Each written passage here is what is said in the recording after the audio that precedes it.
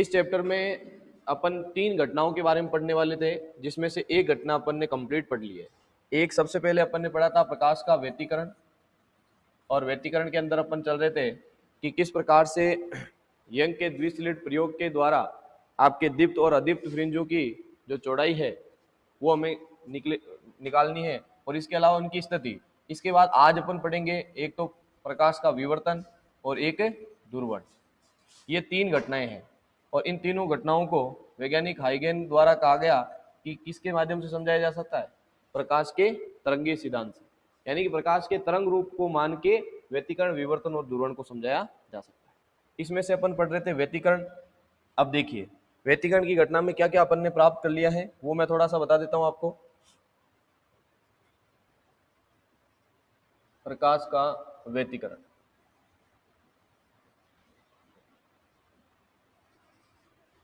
इसमें अपन ने यंग का द्विस्लिट प्रयोग पढ़ा, और वहां अपन ने निकाला था दीप्त तथा अदीप्त फ्रिंजों की स्थितियां। दीप्त तथा अदीप्त फ्रिंजों की स्थिति। अब दीप्त और अदीप्त फ्रिंज की स्थिति लास्ट क्लास में अपन ने करी थी, तो उस दौरान अपने जो दीप्त के लिए देखना 2 फॉर्मूले आए थे। एक तो दीप्त यानी कि ब्राइट, और दूसरा किसके लिए आया था, अदीप्त, बोले तो डार्क। इन दोनों की सिचुएशन जो आई थी वो आपको मैं बताता हूँ वापिस से फिर से, जिससे आगे की चीज आपके आसानी से समझ में आ सके। ठीक है भाई, देखिए यहां अपन को जो फॉर्मूला मिला था दीप्त के लिए, उसमें आया था एक्स एन बराबर एन लेमडा कैपिटल डी बट्टे क्या हो जाएगा आपके स्मॉल डी। ये किसके लिए आया था, दीप्त के लिए। यानी कि दीप्त फ्रिंज की स्थिति के लिए अपन ये सूत्र लगाते हैं, और यदि बात करें अदीप्त फ्रिंज के लिए तो यही फॉर्मूला क्या लग जाएगा अपने, यहाँ लगेगा एक्स एन बराबर 2n + 1 लेमडा डी बटे 2d। ठीक है, ये 2 फॉर्मूले अपन ने कल की क्लास में निकाल लिए थे, और इसी के आधार पर आज अपन आगे चीज पढ़ने वाले हैं। तो पहले आपको ये नोट करना है, इसी की सहायता से अपन आगे बढ़ने वाले हैं। दीप्त के लिए हम स्थिति ज्ञात करना चाहें तो वहां जो आपका एक्स एन की वैल्यू है वो n लेमडा कैपिटल डी बटे स्मॉल डी होता है। अदीप्त की स्थिति के लिए एक्स एन बराबर 2n + 1 लेमडा कैपिटल डी बटे 2 स्मॉल डी।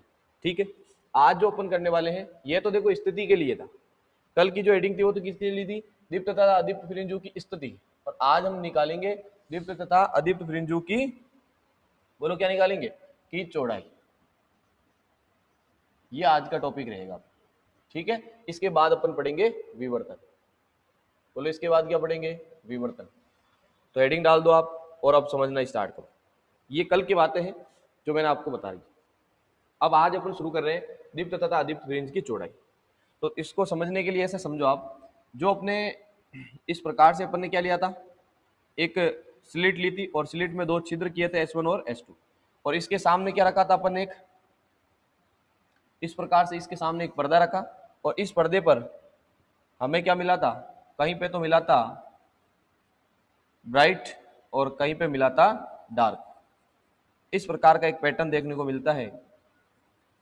इस घटना को तो हम क्या कहते हैं, बोलो, घटना को तो अपन कहते हैं यह है प्रकाश का व्यतिकरण। बोलो क्या है, प्रकाश का व्यतिकरण। अब सुनिए आप ध्यान, इसको इस प्रकार से समझे, हमें निकालनी है दीप्त और अदीप्त फ्रिंज की चौड़ाई। तो चौड़ाई निकालने के लिए आप किस प्रकार से समझोगे, ध्यान से देखना। मान लेते हैं ये सेंटर है, बिल्कुल केंद्र में, ये केंद्र की बात। केंद्र से आपसे पूछे कि यह है फर्स्ट दीप्त और यह है सेकंड दीप्त, ध्यान से सुनना। ये फर्स्ट दीप्त है और ये सेकंड दीप्त है। वैसे इसके ऊपर यदि अपन दर्शाएं किसको, एक बार और दर्शा देते हैं जिससे आपको और क्लियर हो सके बात। अब देखिए आप, ये आपका थर्ड दीप्त। मैं किसकी बात कर रहा हूं, ब्राइट की बात कर रहा हूं भाई। किसकी बात हो रही है यहाँ पर, ब्राइट की, यानी कि दीप्त की। तो ये पहला दीप्त, ये दूसरा, ये तीसरा। अब आपसे पूछे, ध्यान से सुनिए बात को, मैं कह रहा हूं मुझे इस अदीप्त की चौड़ाई निकालनी है। बोलो क्या निकालनी है? ये मेरे को यहां से यहां तक ये चौड़ाई ज्ञात करनी है। ये क्या बोलो? अदीप्त है। इस अदीप्त की मुझे चौड़ाई चाहिए। बताओ कैसे निकालो?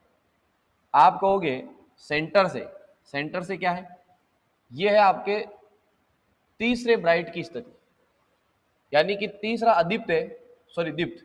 यहां से यहां तक यह है तीसरा दीप्त, और यहां से यहां तक कितना है बोलो? यहां से यहां तक है दूसरा दीप्त, दूसरा दीप्त।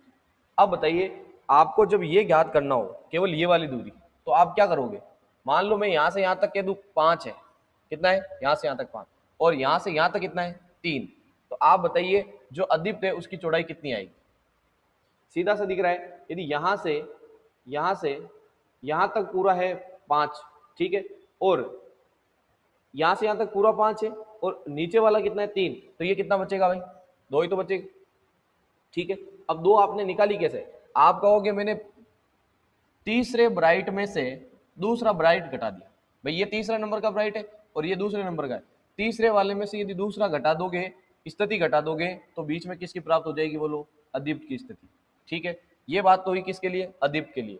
किस में से किसको घटा रहे हो आप? तीसरे दीप्त में से दूसरा दीप्त घटाते हो तो प्राप्त होगी आपको अदीप्त की स्थिति या अदीप्त की चौड़ाई, है कि नहीं? अब उल्टा देखना आप, ये तो हो जाएगा सेंटर से आपसे बोले कि ये क्या है बोलो? आप कहोगे ये फर्स्ट डार्क है। ये क्या है? First dark. और ये क्या है? ये है सेकंड डार्क। बोलो ये क्या है? ये फर्स्ट डार्क और ये सेकंड डार्क। अब ध्यान से देखो, सेंटर से इस सेकंड की जो स्थिति है, मतलब यहां से यहां तक ये सेकंड है, और सेंटर से यहां तक कौन है? ये फर्स्ट है। यानी कि यदि आपको चाहिए इस दीप्त की चौड़ाई, किसकी चाहिए हमें? दीप्त की चौड़ाई चाहिए, तो क्या कर दो आप ये काम कर सकते हो, सेकंड जो डार्क है उसमें से फर्स्ट डार्क घटा लो, तो आपको किसकी स्थिति प्राप्त हो जाएगी? दीप्त की। यानी उल्टा काम करना है। यदि दीप्त की चाहिए तो एक ज्यादा वाले अदीप्त में से कम वाला घटा लो। जैसे देखना, इसको कंप्लीट में सीधा आपको लिखवाना चाहूं तो ऐसे लिखोगे आप, मान लो आपको दीप्त की चौड़ाई निकालनी, दीप्त की चौड़ाई, और ध्यान रखना दीप्त की चौड़ाई को लिखेंगे अपन अल्फा से। किसे लिखेंगे? अल्फा से। अब इसको निकालने के लिए मैंने कहा दीप्त के लिए क्या करोगे आप? X n plus 1 minus x n, यानी कि एक ज्यादा वाले में से कम वाला घटा दो, और वो भी कौन सा? अदीप्त के लिए। किसके लिए भाई? अदीप्त। ध्यान रखना ये चीज किसके लिए लगाओगे आप? अदीप्त वाला।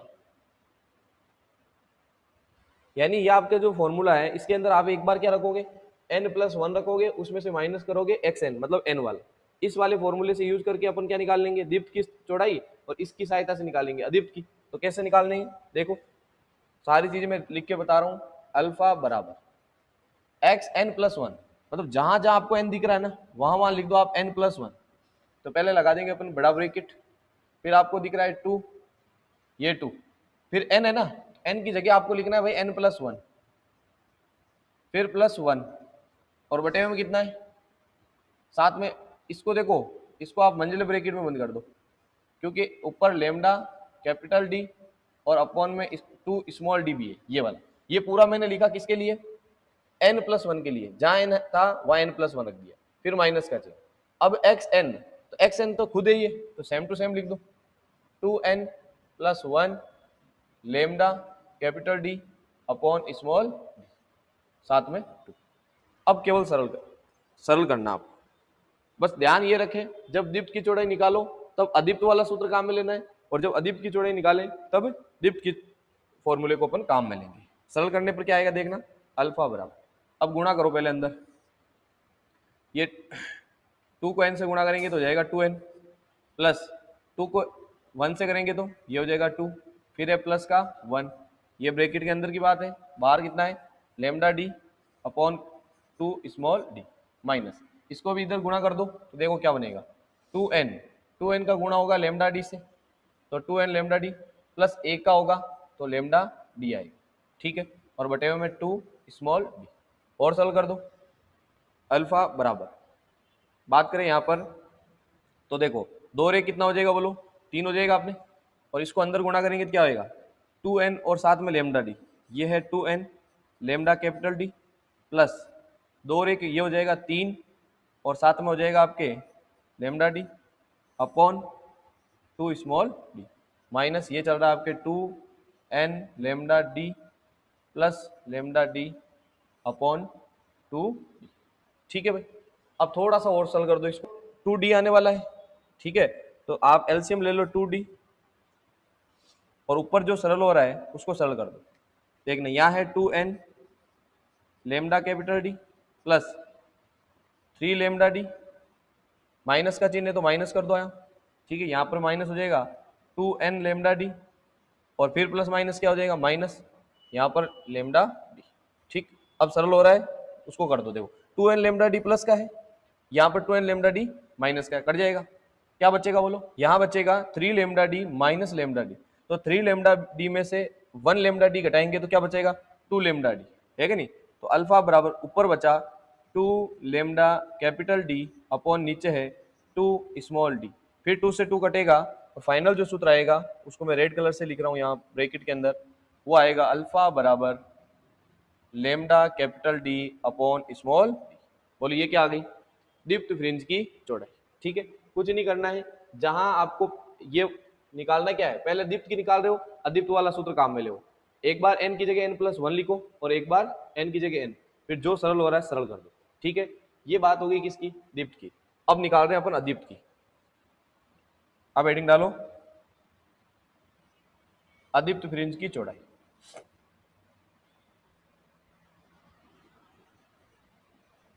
अदीप्त के लिए सूत्र कौन सा काम में लेंगे भाई, दीप्त वाला काम में लेंगे, अदीप्त फ्रिंज की चौड़ाई, और इसको किस लिखते किससे, बीटा से, ये भी ध्यान रखो।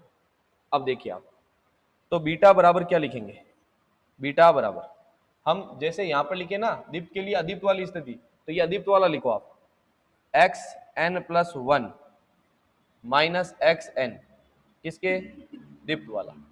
जब दीप्त वाला लगाओगे तो इसी सूत्र में एक बार n की जगह n+1 रख देना और फिर माइनस कर देना, तो यहाँ पे आगे कर देता हूँ, देखो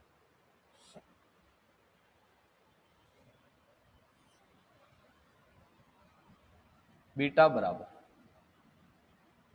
बड़ा ब्रैकेट लगा दो, n की जगह एक बार n+1 लिखो, तो ये रहा n की जगह लिखेंगे n+1, तो ये हो जाएगा n+1 bracket lambda D upon small D, ये तो एक बार n+1 रख दिया, अब माइनस का चिन्ह लगाओ, एक्स एन की वैल्यू खुद ये है, तो n lambda capital D upon small D, अब केवल इसको सरल करना है अपने को, ठीक है भाई, तो रख दीजिए बीटा बराबर, अंदर गुणा करो, क्या आएगा बोलो, n को लेमडा डी से गुणा करेंगे तो n लेमडा डी, फिर +1 से करेंगे तो 1 से गुणा करेंगे तो लेमडा डी, ठीक है, फिर इसके नीचे कितना है बोलो, स्मॉल डी, फिर माइनस, ये तो सरल हो ही रखा है, n लेमडा कैपिटल डी बटे स्मॉल डी। अब देखोगे आप एलसीएम दोनों में d है, इसका मतलब दोनों में अपॉन में d है, तो एलसीएम कितना आ जाएगा, d आ जाएगा, और ऊपर वाला हेजे से रह जाएगा, तो यहाँ है n lambda D plus lambda D, और फिर माइनस का चिन्ह लगा के लिखिए n लेमडा कैपिटल डी, ठीक है। अब इसके बाद सरल कर दो, n लेमडा डी कट जाएगा, क्या बचेगा, आप देखोगे कि बीटा बराबर हमारे बचा लेमडा कैपिटल डी बटे स्मॉल डी, ये बोलो क्या आ गई, ये आ गई अदीप्त फ्रिंज की चौड़ाई। अब अल्फा भी निकाला बीटा भी निकाला, आपको दिख रहा है कि यहाँ भी लेमडा कैपिटल डी बटे स्मॉल डी, यहाँ पर भी लेमडा कैपिटल डी बटे स्मॉल डी, मतलब दोनों की चौड़ाई क्या आई, सेम आई। आपको इस क्वेश्चन को दो टाइप से दे सकता है, या तो आपसे ऑप्शन में ये दे सकता है कि बताइए दीप्त और अदीप्त फ्रिंजों की चौड़ाई होती है एक समान, विपरीत, या शून्य, या इनमें से कोई नहीं, तो हमें पता होना चाहिए कि दोनों जो दीप्त और अदीप्त फ्रिंज की चौड़ाई है वो हमेशा क्या होती है बोलो, समान होती है, अतः हम लिखेंगे अल्फा बराबर होता है बीटा, ठीक है, आई बात समझ में। यानी कि जो दीप्त और अदीप्त फ्रिंज के जो पैटर्न बनेगा वो बिल्कुल सिमिलर बनेगा, उसकी चौड़ाई सेम होगी। अब इसको मैं आपके डायग्राम द्वारा बताता हूं कि किस प्रकार से होता है ये देखो, ये है पैटर्न किसका, व्यतिकरण का। किसका पैटर्न है ये, प्रकाश का व्यतिकरण।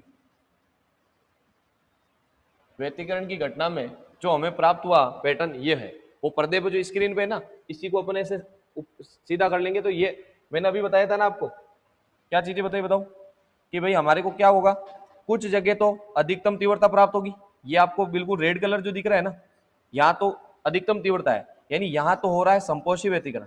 बोलो कौन सा व्यतिकरण, संपोषी। और जहां जहां ये अंधेरा दिख रहा है ना, ये अंधेरे वाली जगह, इसका मतलब यहाँ क्या हो रहा है, विनाशी व्यतिकरण। बोलो यहाँ पे क्या हो रहा है, विनाशी व्यतिकरण।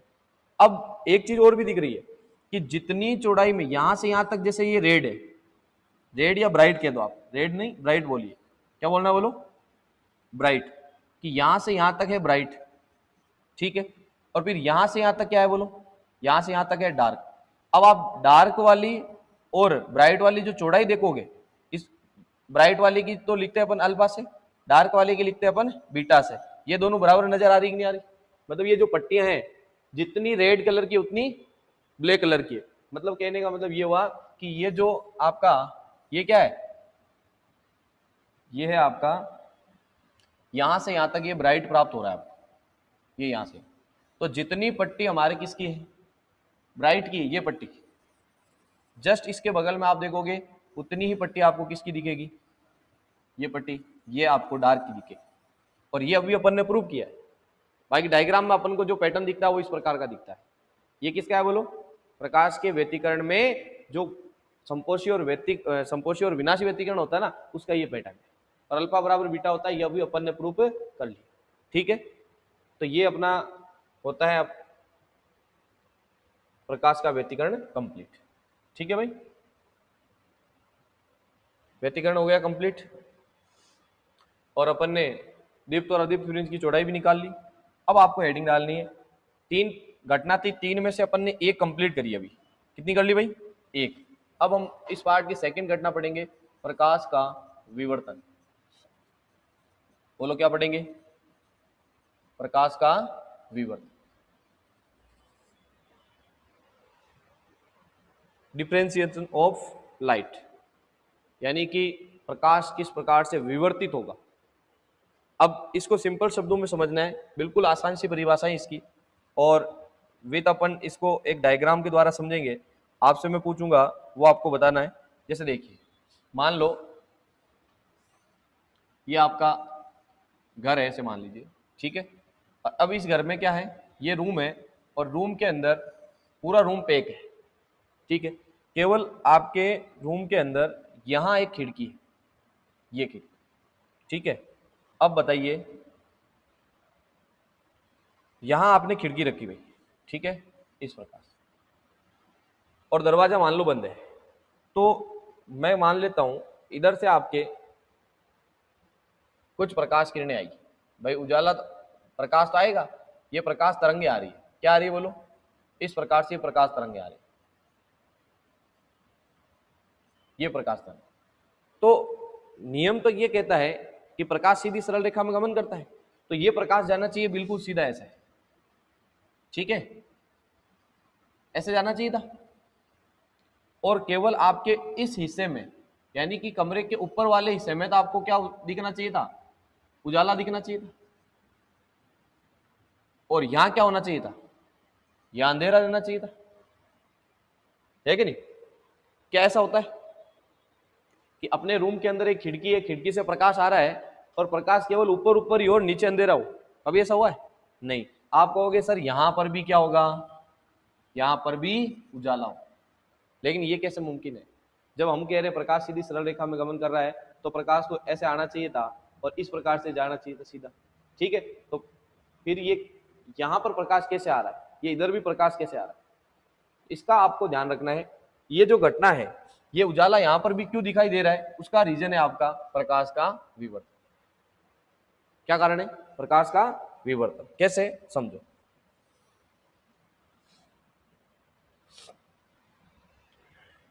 देखिए,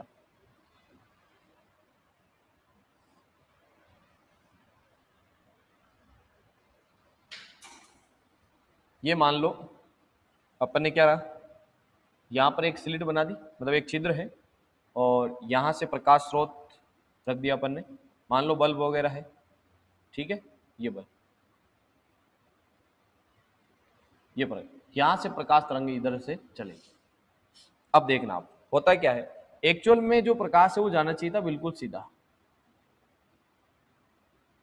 लेकिन आप देखोगे जब टॉर्च वगैरह से अपन प्रकाश करते हैं तो आपको ऐसे दिखेगा कि इसका जो उजाला है इस प्रकार से फैल रहा है, और इतने जगह पर आपको क्या दिखेगा, इतनी जगह पर आपको प्रकाश या उजाला दिखाई देगा। ऐसे होता है ना, ऐसे तो नहीं जितनी टॉर्च का मुंह है उतने आगे जाके प्रकाश होगा, वो अपना एरिया थोड़ा बड़ा लेती है।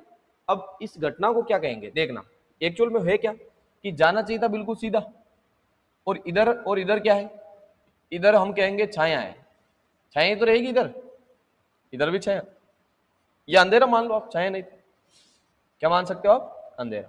अब हो क्या रहा है, प्रकाश किसी छोटे मार्ग से जब निकलता है तो वो छाया क्षेत्र की ओर बढ़ जाता है, या हम कह सकते हैं छाया क्षेत्र की ओर मुड़ जाता है। अर्थात जो मुड़ने की घटना है, प्रकाश के मुड़ने की घटना, मुड़ने की घटना, अब किससे किससे मुड़ रहा है ये, या तो ये किसी अवरोधक से टकरा रहा है, अवरोधक से, या अवरोधक से टकराएगा नहीं तो क्या होगा, मान लो कोई हाँ छिद्र है, छिद्र के किनारों से, या कोई संकीर्ण छिद्र है, संकीर्ण छिद्र, इससे जब निकलेगा, या आप कह सकते हो तेज किनारों वाले, तेज किनारों वाले अवरोधक से, तेज किनारों वाला अवरोधक हो गया, संकीर्ण छिद्र हो गया, या केवल अवरोधक है, इन सबसे, इनकी सतह से टकराकर ये क्या हो जाता है, मुड़ जाता है। और इस प्रकार मुड़ने की जो घटना है, यहाँ पे क्या हो रहा है, प्रकाश तो इधर से आ रहा है, लेकिन इनकी सतह, ये जो है छिद्र है, इसकी सतह से ये यहाँ से मुड़ रहा है कि नहीं मुड़ रहा है, तो ये जो मुड़ने की घटना है, इस प्रकार से प्रकाश की जो मुड़ने की घटना है, इसी को हम क्या कहते हैं, प्रकाश का विवर्तन। ये क्या कहलाता है, प्रकाश का विवर्तन। बात समझ में आ गई आपके, ये तो है भाई प्रकाश का विवर्तन, परिभाषा आपको याद रखनी है। अब बात करते हैं अपन आगे। तो देखिए प्रकाश के विवर्तन में किस प्रकार से, जैसे व्यतिकरण में पढ़ा, अभी अभी अपन ने देखा कि व्यतिकरण में हमारे को क्या होता है, बराबर चौड़ाई का दीप्त प्राप्त होता है, बराबर उसके बराबर में अदीप्त, यानी जितना डार्क उतना ही ब्राइट। लेकिन विवर्तन में क्या होगा, देखिए विवर्तन की घटना इस प्रकार से है,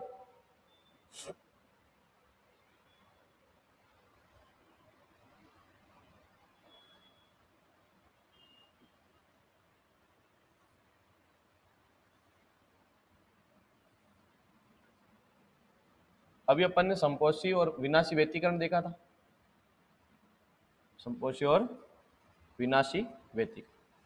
व्यतिकरण के अंदर देखना, संपोषी के अंदर जो पथांतर होता है वो होता है एन लेमडा, ठीक है, और विनाशी में जो व्यतिकरण होता है वो होता है आपका 2n + 1 लेमडा बाई 2, ठीक है, जैसा मैंने यहाँ पे पथांतर आपको बताया था, ठीक है। ये दीप्त, ये वाली चीज निकाली कहाँ से थी, xn के बराबर ये वाली चीज करी थी, xn बराबर n लेमडा, और डेल x बराबर यहाँ पर 2n + 1 लेमडा बाई 2। तो दीप्त, सॉरी हाँ दीप्त भी कह सकते हैं इसको, ये क्या बोलो, ये दीप्त की स्थिति है और ये अदीप्त की स्थिति। ये कब की बात है, जब हम बात कर रहे थे किसकी, व्यतिकरण। बोलो ये कब की बात है, व्यतिकरण। अब देखना व्यतिकरण और विवर्तन में क्या अंतर है, व्यतिकरण और विवर्तन में अंतर क्या है। तो पहले आप प्रकाश का विवर्तन को समझो किस प्रकार से होगा। अपन ने क्या करा, यहाँ एक स्लिट रखा और इस स्लिट के यहाँ पर अपन ने एक बल्ब रख दिया, ठीक है भाई, और इस बल्ब से ये प्रकाश तरंगे इस प्रकार से चलेगी और बहुत सारी प्रकाश तरंगे यहाँ से चल रही, ठीक। अब अपन देखेंगे कि इस सिरे से जाने वाली प्रकाश किरण मान लो यहाँ पर इस प्रकार से गई और दूसरी वाली प्रकाश तरंगे वो इस प्रकार से, ठीक है, नाम भी दे देते हैं इसको, ए, ये हो जाएगा बी और ये हो जाएगा सी, अब आपसे पूछेगा कि आप पथांतर बताइए कितना लिखोगे। क्या पूछेंगे? सबसे पहले पथांतर की बात आएगी। तो पथांतर कैसे निकाला जाता है? मैंने आपको पहले भी समझाया, वापिस समझा देता हूँ।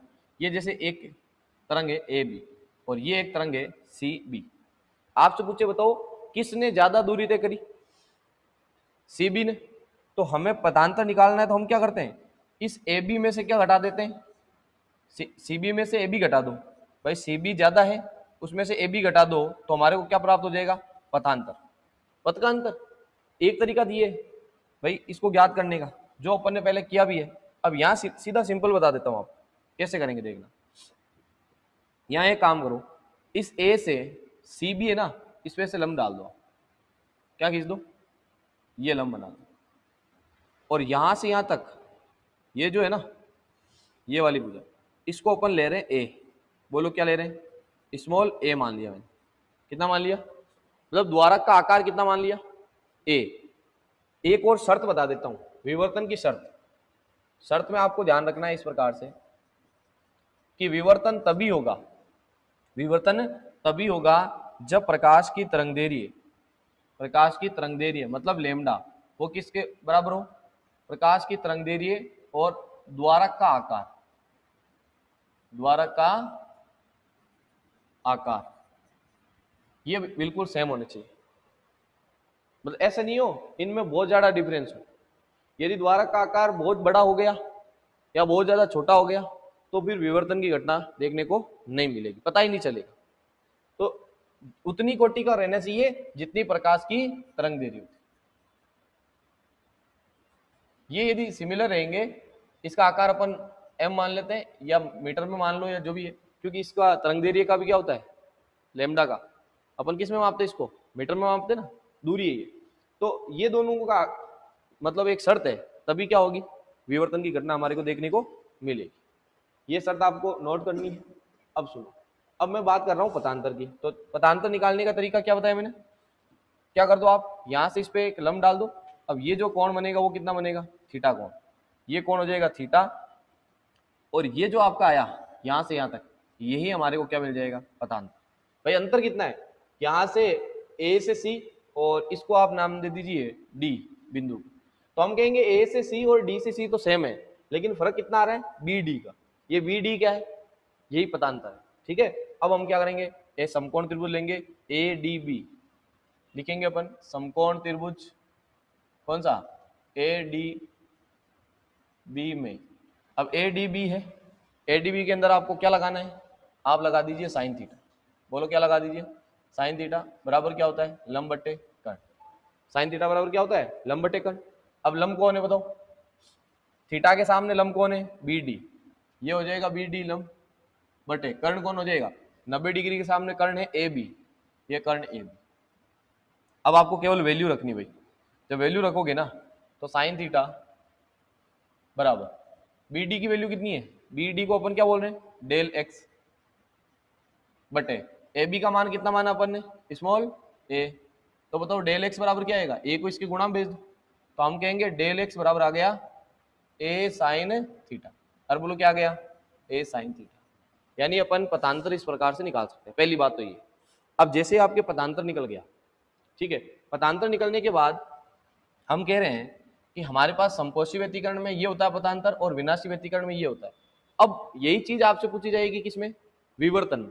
तो ध्यान रखना, विवर्तन के अंदर थोड़ी सी बात अपोजिट होगी।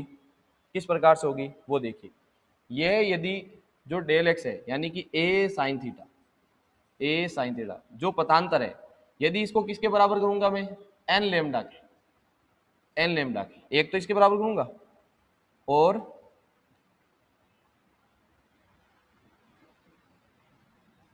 ए करूंगा मैं ए साइन थीटा को किसके बराबर? सेकंड वाला 2n+1 लेमडा बाई 2। अब आप ये देखोगे कि इस दौरान क्या घटना घटित होगी और इस दौरान क्या घटना घटित। यदि आप व्यतिकरण में देखते हो तो एन लेमडा किसके लिए होता है बोलो? हाँ, एन लेमडा के बारे में अपन देखें तो जो आपका एन लेमडा है समकोशी के लिए होता है, मतलब ब्राइट के लिए। और ये वाला जो पदांतर है वो किसके लिए होता है, विनाशी के लिए। लेकिन यहां होगा आपके कितना, यहां होगा आपके डार्क, क्या प्राप्त होगा आपको, डार्क, यानी कि विनाशी की स्थिति बनेगी, ठीक है। और यहां क्या बनेगा, यहां बनेगा ब्राइट, यानी कि दीप्त कह दो या संपोषी कह दो।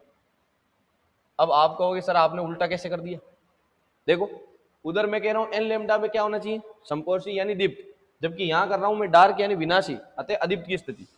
तो ये तो अदीप्त बना दिया मैंने, उल्टा कर दिया, और इसको बना दिया दीप्त, जो था अदीप्त उसको कर दिया दीप्त, जो दीप्त था उसको अदीप्त। कारण क्या, उल्टा क्यों कर दिया, अब इसको ही समझना आपको। तो ध्यान रखना विवर्तन में व्यतिकरण का उल्टा होगा, कौन, पथांतर। ये जो डेल्टा एक्स बराबर एन लेमडा है ये संपोषी व्यतिकरण के लिए, लेकिन यहां विनाशी विवर्तन के लिए होगा, ठीक है। अब ऐसा क्यों है, आप हम ऐसे क्यों कह रहे हैं कि भाई जो आपका पथांतर एन लेमडा के जब बराबर कर रहे हो तो विनाशी कैसे प्राप्त होगा, ये भी तो समझना जरूरी है। तो मैं इधर साइड में आपको ये भी समझा देता हूं कि विनाशी मतलब ये जो है यहाँ पर हमारे को क्यों इस प्रकार से उल्टा क्यों मिल रहा है, उल्टा मिलने का क्या कारण है वो समझो आप देखो इस प्रकार से अपन ने क्या करा था, ये यहां से यहां तक एक द्वारक रखा था, ठीक है, और इधर से प्रकाश तरंगे इस प्रकार से आ रही थी। अब मान लेते हैं इस द्वारक पर जो आने वाली प्रकाश किरणें हैं, आने वाली प्रकाश तरंगे हैं वो अनंत है, कितनी है, बहुत सारी है। अब अपने हिसाब से मान के मैं एक उदाहरण से समझा रहा हूं कि ऐसा क्यों हो रहा है, उसका कारण बताता हूं। तो यहां से यहां तक अपन 1 मिनट के लिए मान के चल रहे हैं कि बहुत सारी प्रकाश तरंगे आ रही है, या मान लो आप यहां से यहां तक 100 प्रकाश तरंगे आ रही, कितनी आ रही, 100। और जब प्रकाश तरंगे 100 हो उस दौरान आपने मान लो जो आपका मतलब क्या है ये पथांतर, पथांतर कितना लगा दिया, एन लेमडा। अब एन लेमडा में क्या होता है, एन बराबर अपन लिखते हैं या तो 1 या 2 या 3 ऐसे। तो मैं कह देता हूं यहां जो पथांतर लगाया आपने वो कितना लगाया, लेमडा, कितना आरोपित करा, लेमडा होगा, या 2 लेमडा 3 लेमडा ऐसे कर सकते हैं। अभी मैंने लगाया यहां पर कितना, लेमडा। जब पथांतर लेमडा हो तो देखिए क्या होगा, यहां 1 नंबर तरंग है और यहां 100 नंबर तरंग है, 1 से 100 के बीच में कितना है। अब इसी के 2 भाग करोगे, इसी के 2 भाग करोगे तो यहां हो जाएगा लेमडा बाई 2 और यहां हो जाएगा लेमडा बाई, भाग भी तो करने होंगे 2 प्रकाश स्रोत के हिसाब से। तो जब इसके 2 डिवाइडेशन करोगे तो लेमडा बदल जाएगा लेमडा बाई 2 और लेमडा बाई 2, मतलब 1 से 50 के बीच में लेमडा बाई 2, फिर 50 से 100 के बीच में लेमडा बाई 2, और ये लेमडा बाई 2 लेमडा बाई 2 को क्या कर देगा, कैंसिल। ये एक दूसरे क्या होते हैं, विपरीत कलाम होते हैं, इसलिए ये क्या करते थे, एक दूसरे को कैंसिल कर देते हैं और हमारे को क्या स्थिति प्राप्त होती है, अदीप्त की स्थिति। बोलो किसकी स्थिति, अदीप्त की। बोलो लगाया क्या था, लगाया था एन लेमडा। एन लेमडा किसकी स्थिति है, संपोषी की, लेकिन हमें क्या मिला, अदीप्त, अदीप्त मिला, इसलिए हमने ये कहा ये उल्टा है। अब देखो इसकी जगह आप लेमडा नहीं 2 लेमडा लगा के देख लो, जब आप इसी के बीच में 2 लेमडा लगाते हो तो क्या बनेगा, देखो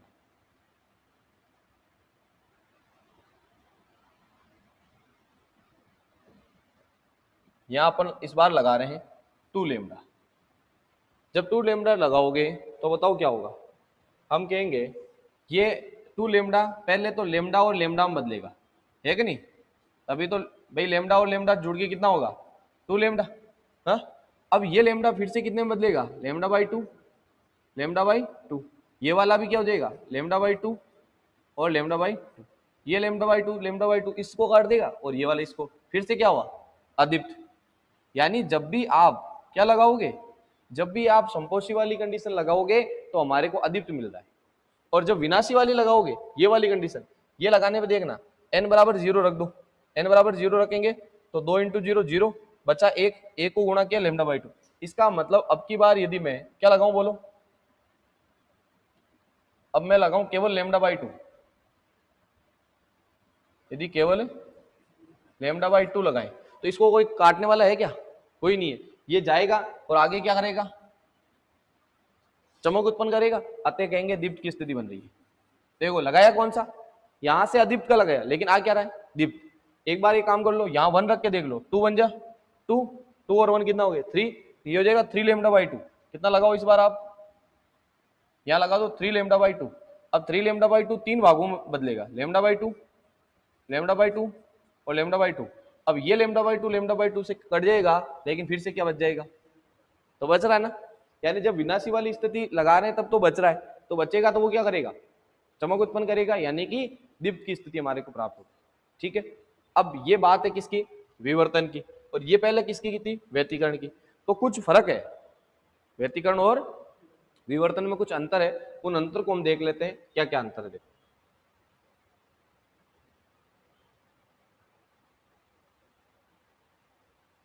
ये पैटर्न किसका था भाई, ये पैटर्न था व्यतिकरण का। बोलो किसका था, व्यतिकरण।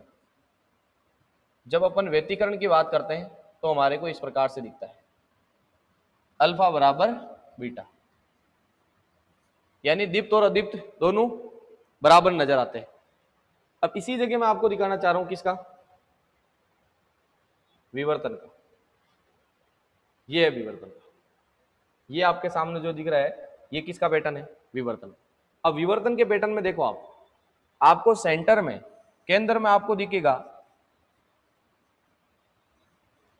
केंद्रीय दीप्त, कितना बड़ा दिख रहा है, देखो यहां से यहां तक ये क्या है, ये सेंटर में केंद्रीय दीप्त है। ये दीप्त की स्थिति है कि नहीं।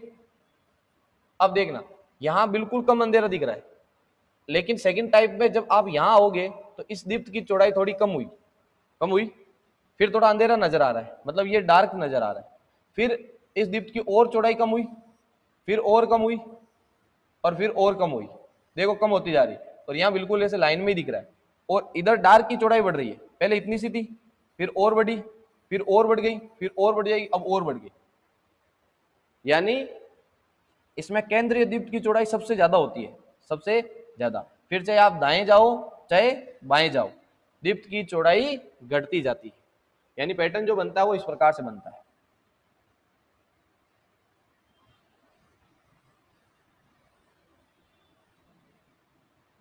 ये इस प्रकार, ये है भाई विवर्तन का। ये किसका है, ये विवर्तन का है, और पहले वाला किसका था, व्यतिकरण। तो विवर्तन और व्यतिकरण में मेन अंतर क्या है, पता चल गया आपको। व्यतिकरण में जो आपको दीप्त और अदीप्त है ना, वो समान चौड़ाई के प्राप्त होते हैं, जितना दीप्त उतना ही अदीप्त। लेकिन विवर्तन में केंद्र के अंदर दीप्त बड़ा होगा, और फिर जैसे जैसे दूर जाते जाओगे वैसे वैसे दीप्त की चौड़ाई घटती जाती। ठीक है, और आपको इसके अंतर जानने हो तो वो भी देख लीजिए। ये देखो आप, अंतर लिखे हुए आपके। सबसे पहले व्यतिकरण की परिभाषा लिखी है कि जब दो या दो से अधिक समान आवर्ती की कला संबद्ध तरंगे परस्पर अध्यारोपित होती है तो व्यतिकरण की घटना होती है। मैंने बताया था कि आवर्ती समान होनी चाहिए, आयाम बराबर होना चाहिए, एक ही दिशा में संचित होनी चाहिए, कला संबद्ध तरंगे होनी चाहिए। वो जब अध्यारोपित होगी तो कहीं पे संपोषित कहीं पे विनाशित, व्यतिकरण होता है। जबकि यहाँ पर विवर्तन में क्या है, एक ही तरंगाग्र से उत्पन्न द्वितीय तरंगिकाओं का अध्यारोपण, तब विवर्तन की घटना। यानी ये जो द्वितीय तरंगिकाओं का सिद्धांत है ये भी मैं आगे समझाऊंगा आपको, कि जैसे एक तरंग चल रही है, ये एक तरंग, इसका आगे का भाग है ना, इसको हम क्या कहते हैं, तरंगाग्र। अब क्या होगा कि इसी से फिर से क्या होगा, कुछ तरंगे और बनेगी इससे। मान लो ये तरंग बन गई, ये तरंग, तो ये सेकंड जो तरंगे बनी इनको कहते हैं द्वितीयक तरंगिकाएं। बोलो क्या कहते हैं, द्वितीयक तरंगिकाएं। और इनसे कौन सी घटना होती है, विवर्तन। अब देखना यहाँ, तरंगों का आयाम समान होने पर अदीप्त फ्रिंज की तीव्रता शून्य होती है। यदि तरंगों का आयाम समान हो तो जो अदीप्त फ्रिंज है उसकी तीव्रता 0, मतलब जो डार्क वाली है ना वो प्राप्त ही नहीं होगी, हमारे को हमेशा क्या प्राप्त होगी, दीप्त। ठीक है, और इसमें अदीप्त फ्रिंज की तीव्रता शून्य नहीं होती। अभी मैंने समझाया, ये जो दो पैटर्न दिखे थे आपको, देखना इसमें देखो आप, इसमें दोनों सिमिलर आ रही है। ये कह रहा है कि यदि आयाम बराबर हो जाए, आयाम बराबर हो जाए तो ये जो डार्क वाली स्थिति है ना, ये डार्क की स्थिति हमारे को क्या हो जाएगी, शून्य। किसमें, इस व्यतिकरण में, जबकि इसमें शून्य नहीं हो सकता। आगे पढ़ो, सभी दीप्त फ्रिंजों की तीव्रता समान होती है। मतलब ऐसा नहीं है कि कोई दीप्त बड़ा आ जाए कोई छोटा आ जाए।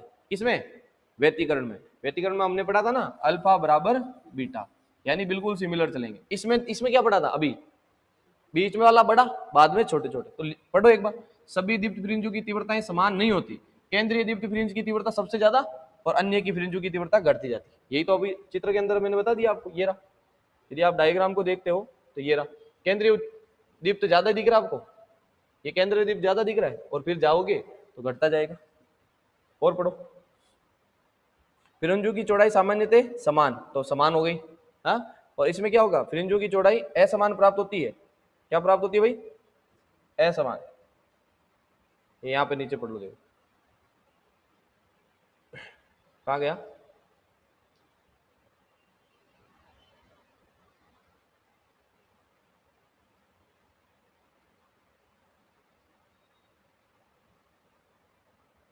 ये लास्ट पॉइंट, ये रहा। फ्रिंजों की चौड़ाई असमान प्राप्त होती है। इसमें एक केंद्रीय उच्चिष्ट होता है जो दूसरे उच्चिष्टों का 2 गुना होता है। मतलब सेंटर वाला होता है ना, वो बाकी से डबल होता है। आगे क्लियर बात, ये हो गया आपके प्रकाश का विवर्तन। ठीक है, अब बात करते हैं विवर्तन के प्रकार की। बोलो किसके प्रकार, विवर्तन के प्रकार।